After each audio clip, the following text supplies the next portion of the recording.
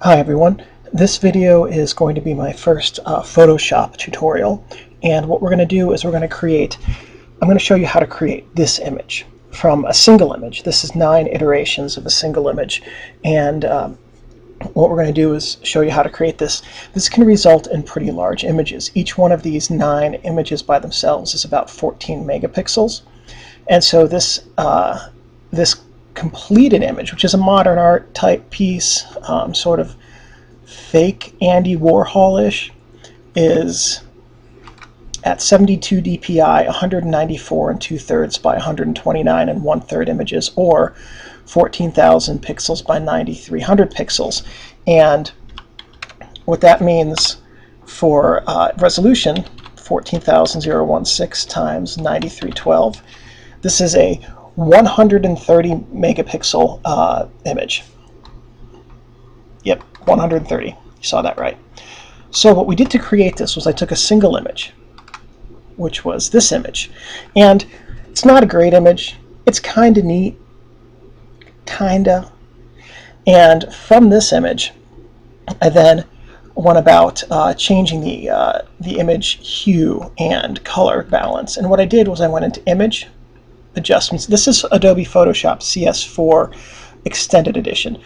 Previous versions of Photoshop, most if not all of them, as well as the subsequent versions, have this same function. It might be in a slightly different place, or it might be called something slightly different. So I went into Image, Adjustments, Hue and Saturation, and picked different colors. Reds. Not a whole lot going on there. Well, let's go back to master. Let's see what happens if we do master. Here we go. So don't pick different colors. Just stick with master for this. And the reason to stick with master for this is because it's all generally one tone. So I can change that up to magenta. And as you can see, as I scroll through the color spectrum up here, what's happening is that the image itself is taking on different color casts. So what I did was I found 9 that I thought looked nice, and then I saved them all as their own file. And the next thing I did was I went into File, Scripts, Load Files into Stack, and I went down to the 9 images, to the multiple images, 1, 2, 3, 4. I have 6 here. I didn't keep the other 3. I loaded these into a stack, which opens up all 6 of these modified images into a single file, where each of the images is saved as a layer. And you can see over here in the bottom right, it's opening up each of these as a different layer.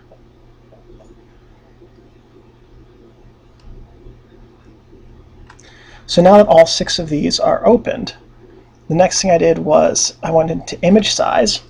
So I know that this, for instance, right now each of these files is 300 dpi. That was the native resolution at which they were captured. I'm not sure why the other one is at 72 dpi, but at any rate, what I know is that this image is 4,672 pixels wide by 3,104 pixels high. So if I'm going to do 3 by 3 3 columns by 3 rows, what I need to do is multiply 4,672 times 3 to get 14,016. You can see where this is going. 3,104 times 3 is 9,312. Going to cancel out of this. Image, canvas size, pixels, 14,016 by 9,312.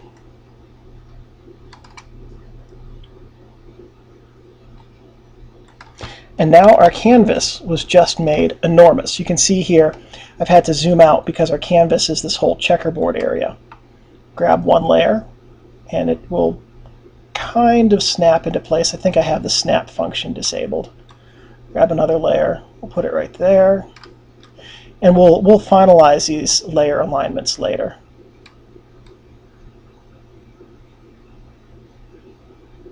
You can see all I'm doing is just moving the layers around and putting in there we go, different different colors in different places. Now you'll notice that this canvas is actually larger than these images, and that's because these images are 300 dpi and the other one was 72 dpi. I'm not exactly sure why this is doing this. Actually, it shouldn't be. At any rate, so this is the process though. I started off with one image, made 9 versions of it in different color casts, and then arranged them as I saw fit to achieve a pleasing finished product. So pretend we had all 9 in here. I went into layer, flatten image, flattens the whole image to shrink it a little bit, and allows you to have a finished product, which is sort of a modern art type piece of work. Not going to save that. And that is what my finished product looked like.